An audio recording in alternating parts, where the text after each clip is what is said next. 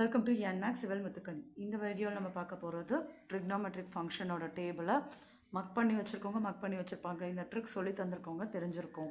So நம்ம 10th இந்த table எழுதியிருப்போம்.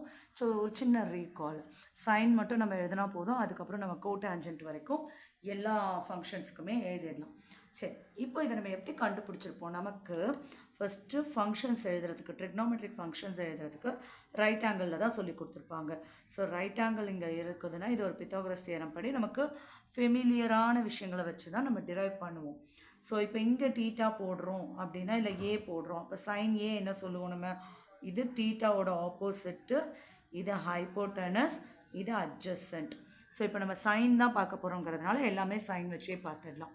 இப்போ சைன் தீட்டானும் போது நமக்கு எப்போவுமே opposite by hypotenuse. Sine value என்ன வரும்? ஆப்போசிட் பை ஹைப்போட்டனஸே போட போகிறோம். ஸோ சைன் 0 ஆங்கிள் வந்து 0வாக இருக்குது அப்படிங்கிறத ஸோ 0லே ஸ்டார்ட் பண்ணுவோம். ஏன்னா நம்மளோட சைன் வேவ் வந்து 0க்கு 0வாக தான் இருக்கும். இப்படி இருக்கும் 0 π/2 பை திரும்ப 3π/2 2π. ஸோ சைன் 0 வந்து 0ல் ஸ்டார்ட் பண்ணி 1 மேக்ஸிமம் எங்கே போகும்? 90ல் 1 இருக்கும். ஸோ ஓகே, அதை நம்ம எப்படி √3/2 2லாம் எப்படி கொண்டு வந்தோங்கிறதுக்காக தான் இந்த வீடியோ. ஸோ ஃபர்ஸ்ட் அப்போ நம்ம என்ன பண்ணலாம்? ஒரு ஈக்குவலேட்ரல் ட்ரையாங்கிள் எடுத்துக்கலாம். ஈக்குவலேட்ரல்னும் போது ஆல் சைட்ஸ் ஈக்குவல். ஸோ அங்கே நான் ஒரு ஆல்டிடியூட் பர்பண்டிகுலர் வரைஞ்சிட்டேன். ஸோ அப்போ இந்த இடம் என்னவாயிரும்? a/2 a/2 ஸ்ப்ளிட் ஆகிடுச்சு. ஸோ இங்கே நான் 90 டிகிரி போட்டிருக்கேன் அப்படின்னா இது equilateral triangle. So all சைட்ஸு 60 degree இருந்திருக்கும். ஸோ இப்போ இங்கே நான் 90 போட்டுட்டேன். இந்த ஹாஃப் ட்ரையாங்கிள் எடுத்து பார்த்தா 90 60னா இந்த இடம் 30 இருக்கும். ஸோ இப்போ நம்ம சைன் ஆங்கிள் தான் கண்டுபிடிக்க போகிறோன்னும் போது சைன் 30 வச்சுக்கலாம். சைன் 30யோட ஆப்போசிட் என்னது? இங்கே இருக்கிற altitude divided by hypotenuse A. ஆல்டிடியூடோட ஃபார்முலா என்னது நமக்கு? இப்போ இது வந்து ஈக்குவலேட்ரல் ட்ரையாங்கிள். ஈக்குவலேட்ரல் ட்ரையாங்கிளில் ஹைட் எப்படி இருந்திருக்கும்? 1/2 √3 ஏ. ஈக்குவலேட்ரல் ட்ரையாங்கிளோட அது படிச்சிருப்பீங்கல்ல. ஸோ அது divided by A. So A cancel √3/2. Sine 60 வந்துருச்சா? அப்போ சைன் 30 வேணும் அப்படின்னா இப்போ இங்கே ஆங்கிள் இருக்குது, இது ஆப்போசிட்டுன்னு பாருங்கள்.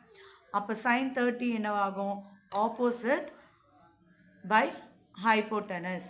So a/2 1/a. a cancel. So sin 30ங்கிறது 1/2. So sin 30 1/2 வந்தாச்சு. இப்போ √3/2 60 ஓகே. 45 வேணும். 45 வேணும்னா இந்த இடம் 90 டிகிரின்னு வச்சுப்போம். இது ஒரு ஐசோசெலஸ் ட்ரையாங்கிளாக எடுப்போம். அப்போ இது ரெண்டும் ஓகேவா? ஸோ இப்போ இதை நான் ஆங்கிள்னு எடுத்தால் சைன் 45 ஆப்போசிட் பை ஹைப்போட்டனஸ்னு வரணும். ஸோ அப்போது இங்கே தான் 90 டிகிரி இருக்குது. அப்போ இப்போ நான் ஹைப்போட்டனஸும் ஆப்போசிட்டும் எனக்கு வந்து என்னவாகும்? நியரர் ஆக ஆரம்பிச்சிடும். ஸோ ரைட் ஆங்கிள் ட்ரையாங்கிள் நான் இப்போ இதை எடுக்கிறேன். இப்போ ஹைப்போட்டனஸ்னால் மோரார்லஸ் ரெண்டுமே ஈக்குவலாக ஆகிற பட்சத்தில் தான் அது நம்ம 1ன்னு. இப்போ இங்கே வந்து எக்ஸு ஹெச்சு எக்ஸ் வச்சுக்கலாம். ஸோ இப்போ நான் hypotenuse square is equal to என்ன பண்ணணும்? X square plus X square. So opposite H இங்கே இருக்கிறது வரணும். ஸோ அப்போ 2x ஸ்கொயர்னு இருக்குமா? ஸோ அப்போ நான் என்னென்ன எடுக்கணும்? ஆப்போசிட்டை எக்ஸ் எடுக்கணும். ஹைப்போட்டனஸ் என்ன எடுக்கணும்? √2x. ஏன்னா எக்ஸ் ஸ்கொயர் இது, அப்போ ஹெச்சுனா √2x. இப்போ இது கேன்சல் ஆயிடுச்சுன்னா 1/√2. ஸோ 45 வந்தாச்சு. சைன் 90 எப்படி கண்டுபிடிக்கிறது அப்படின்னா சைன் 90 தான் இங்கே இருக்கிற ஆங்கிள்.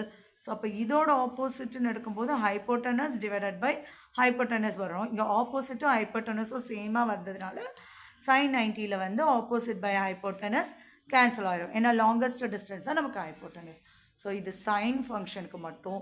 அதை வச்சு மற்ற எல்லாம் எப்படி எழுதுறதுன்றத நெக்ஸ்ட் வீடியோவில் பார்க்கலாம்.